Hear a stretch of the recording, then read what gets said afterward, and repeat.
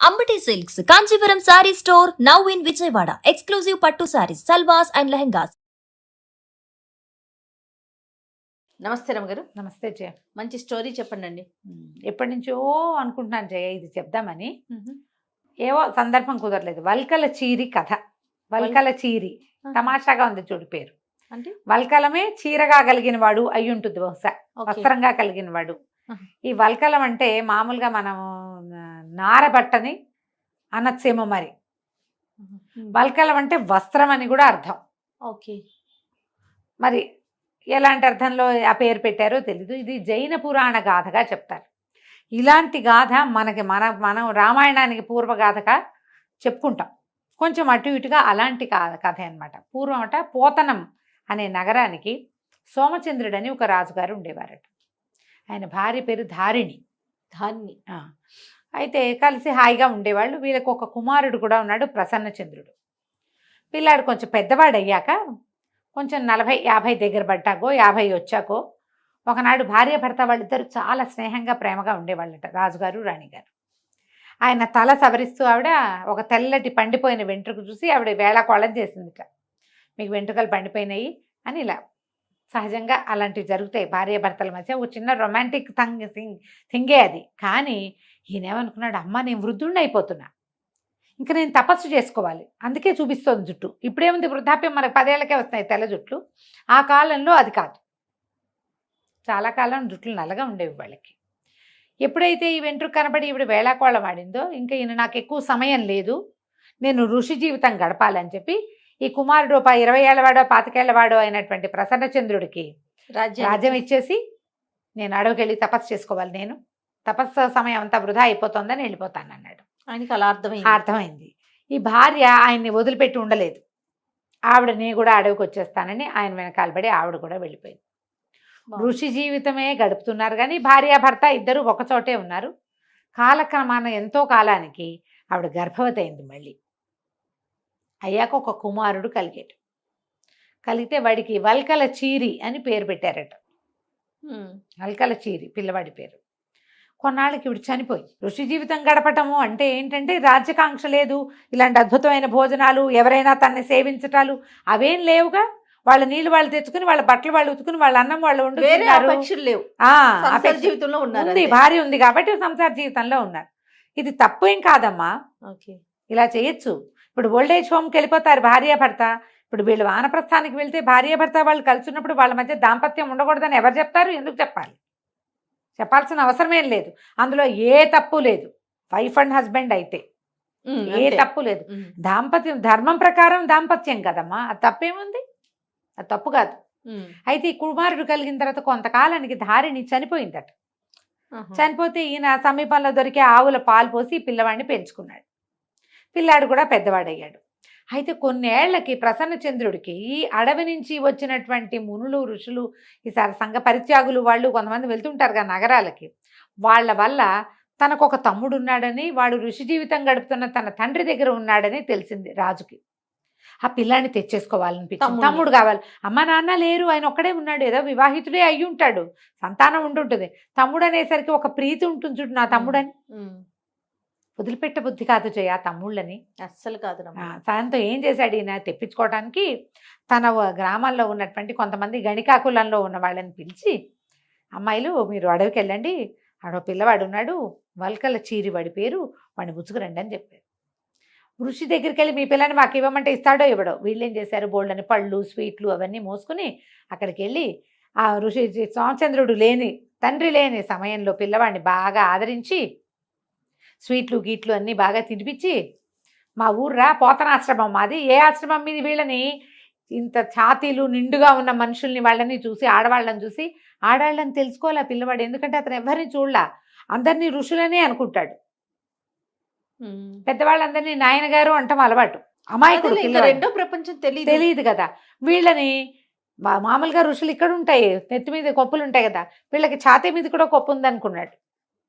అనుకుని వీళ్ళని గొప్ప గురువులుగా భావించేసాడు. వాళ్ళు ఏమన్నారు, మా ఊరు పోతనం అనే నగరానికి చెప్పారు, మా ఆశ్రమంలో ఇలాంటివి ఎన్నో దొరుకుతాయి, చక్కగా హాయిగా తినచ్చు, ఎంతో సంతోషంగా ఉండొచ్చు అని బోళ్ళని ఆటలాడించి పాటలు పాడించి బంతులు విసిరి ఆడి ఆడి ఆడి సాయంకాలం అయ్యేసరికి లేచకపోయారు, వెళ్ళిపోయారు ఆయన వస్తున్నాడని. ఈ పిల్లాడు ఆయన రాలేదు, కానీ ఈ అబ్బాయికి ఇంకా ఉండబుద్ధి కాల. పొద్దు నుంచి కాలక్షేపం చేసి అందరు వెళ్ళిపోగానే పిల్లలు బూరు కొడుతోంది అని ఏడవడం మొదలు పెడతారు. ఈ అబ్బాయికి ఒక 18 ఏళ్ళు ఉన్నాయి, 17 18.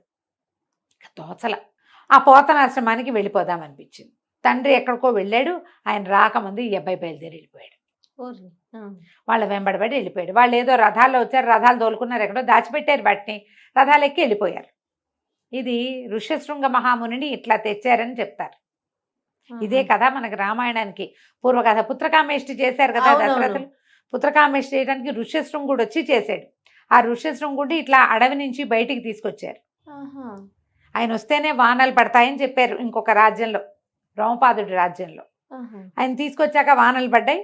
ఆ శాంతాదేవిని, రాముల వారి అక్కయ్య అయిన శాంతాదేవిని ఋష్యశృంగ మహామునికి ఇచ్చి వివాహం చేశారు. ఆయన వచ్చి పుత్రకామేష్టి యాగం చేయించారు వీళ్ళకి. ఋష్యశృంగుడి కథ కూడా ఇలాగే కనపడుతుంది. స్త్రీముఖం తెలియని వాడు ఋష్యశృంగుడు అంటే.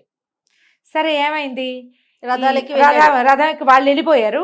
వాళ్ళ కోసం అటు చూసి ఇటు చూసి తోచక ఈ కుర్రాడు కూడా బయలుదేరి వెళ్ళిపోయాడు.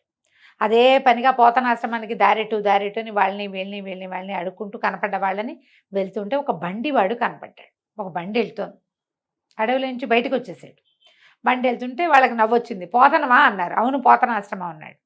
అనేసరికి భార్య భర్త ఇద్దరు ఉన్నారు. వాళ్ళు కుర్రాన్ని చెయ్యిల బట్టి లాగి పైకి ఎక్కించుకున్నారు.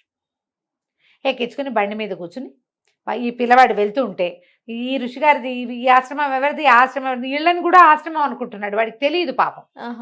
పొట్ట చెక్కలయ్యేలాగా నవ్వుకుంటూ భార్య భర్త కుర్రాన్ని బాగా ఆదరించారు. ఏవో పళ్ళు కాయలు చేతిలో పెట్టారు. ముందుకెళ్ళేసరికల్లా ఒక దొంగవాడు బండిని అటకాయించాడు.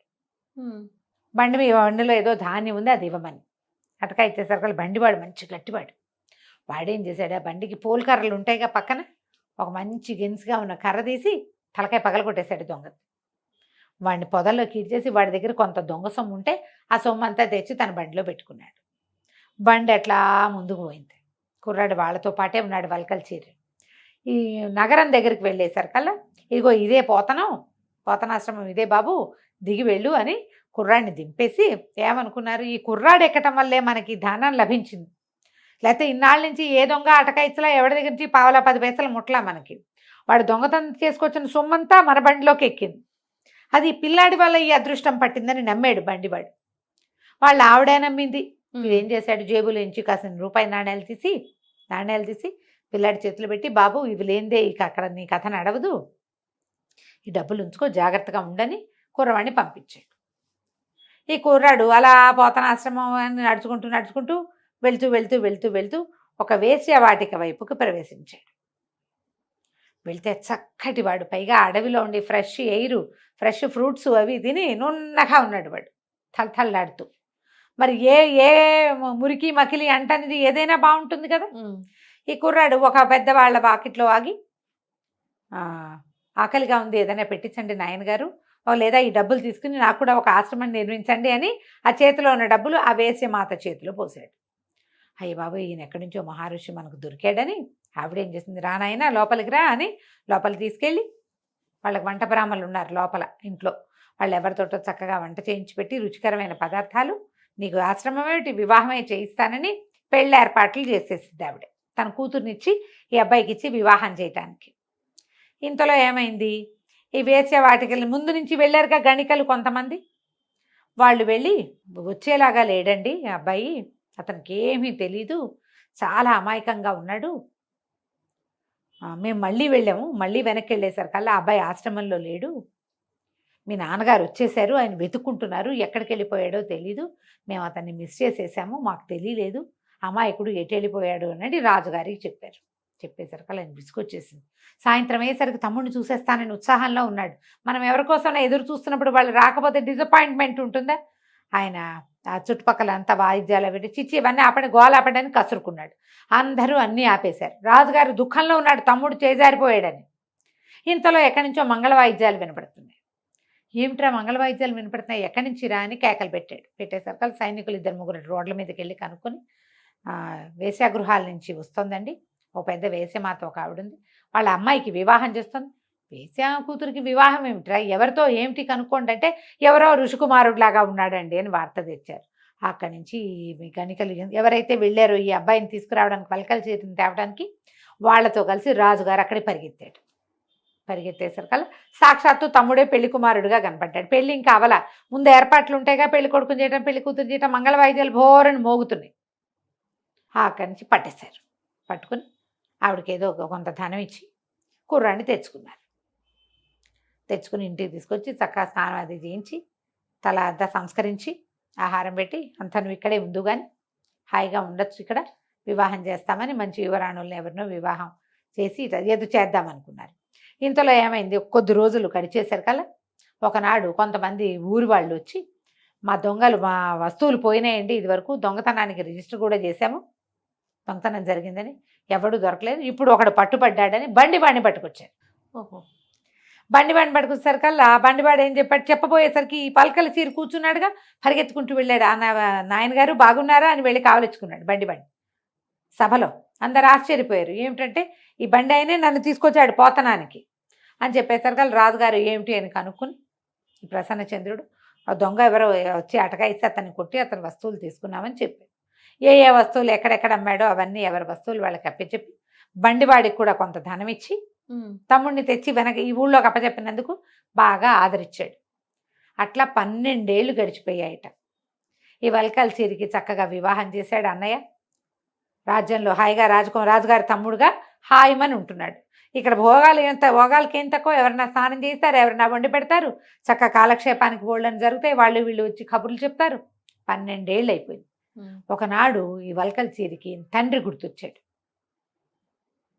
అక్కడ ఏం జరిగింది, ఈ సోమచంద్రుడు ఆయన ఆశ్రమానికి తిరిగి వచ్చి కుర్రాడు కనపడక అబ్బాయి కోసం వెతుకుని విపరీతంగా ఏడ్చి కుమారుడి కోసం కళ్ళు పోయినాయి ఆయనకి. అయ్యో. ఆశ్రమం చుట్టుపక్కల ఆశ్రమాల్లో ఉన్న వాళ్ళు ఎవరి సహాయంతో ఆయన జీవితాన్ని సాగిస్తున్నాడు.